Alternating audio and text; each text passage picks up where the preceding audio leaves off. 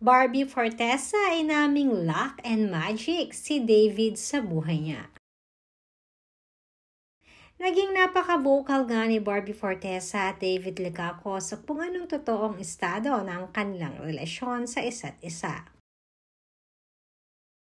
Sa kabila ng biglaang pagtatambal ng dalawa ay sadya namang napakarami kaagad ang tumangkilik at sumuporta sa kanilang love team.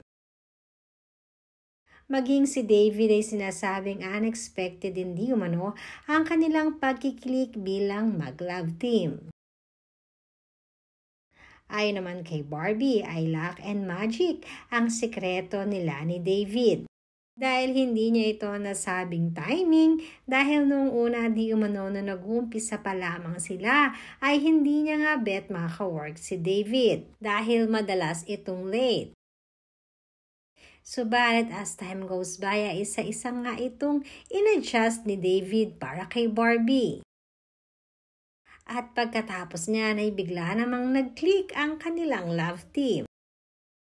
From hindi sila masyadong nag-uusap hanggang biglang sweet na nga ang kanilang nagiging tema sa isa't isa. Narito at pakinggan natin.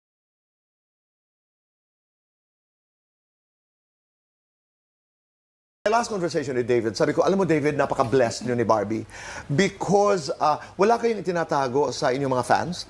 Describe to me that friendship from your point of view. The friendship that I've built, I always say I've built. Kasi nga, hindi siya right away na-click kami agad eh. At first, hindi ako okay with him. Talaga? Yeah, kasi lagi siyang late, Tito Boy. Oo nga, naalala ko. Tama. Pero pati yan, nagamot mo, sabi nga niya, oo.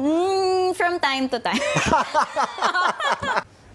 Masasabi kong slowly but surely, yung gano'n, yung talagang dinahan-dahan namin na kasi nga naman very surprising and very unexpected yung love team namin na maging thankfully successful. Right. So biglang agad-agad, everyday na kaming magkasama, everyday na kaming magkatrabaho, everyday nakakakilig na yung mga eksena namin, mga ginagawa namin.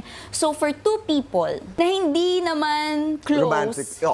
hindi nag-uusap, 'di ba? Biglang ganon, mahirap po 'yun. Tapos magkaiba pa kayo ng work ethics, magkaiba kayo ng routine sa trabaho.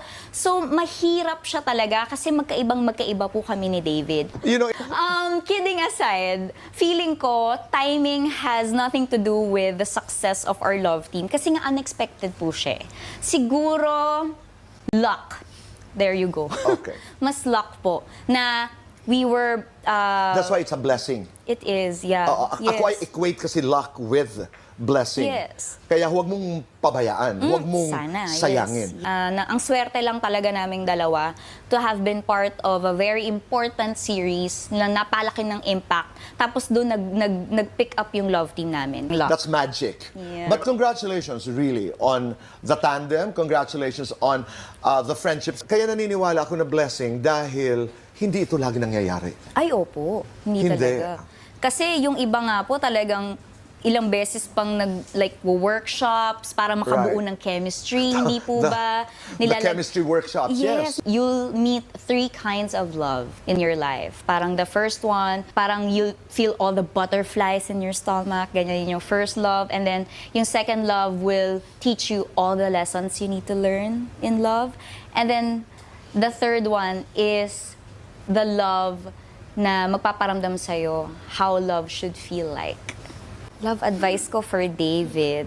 In any aspect of your life in general, whether it be business or a relationship or showbiz, I hope you won't lose yourself in it. Yung hindi ka maratel to juggle all those things. Kasi malalaki lahat yun eh. Malalaking bagay yun lahat sa buhay niya. So, yun lang. Just kailangan alam mo yung priorities mo, set your priorities straight, and then maybe you can also discipline the relationship. Since you're the man in the relationship, you can discipline it, and even your partner, siguro, mas matuturuan mo siya ng maayos, diba? Para mas mag-work yung relationship niyo. Na he lets his woman shine, kahit not with him. Ganda nun. Kumbaga sa korte, I have no further questions. Wala na po. Case closed na po ito. Case closed.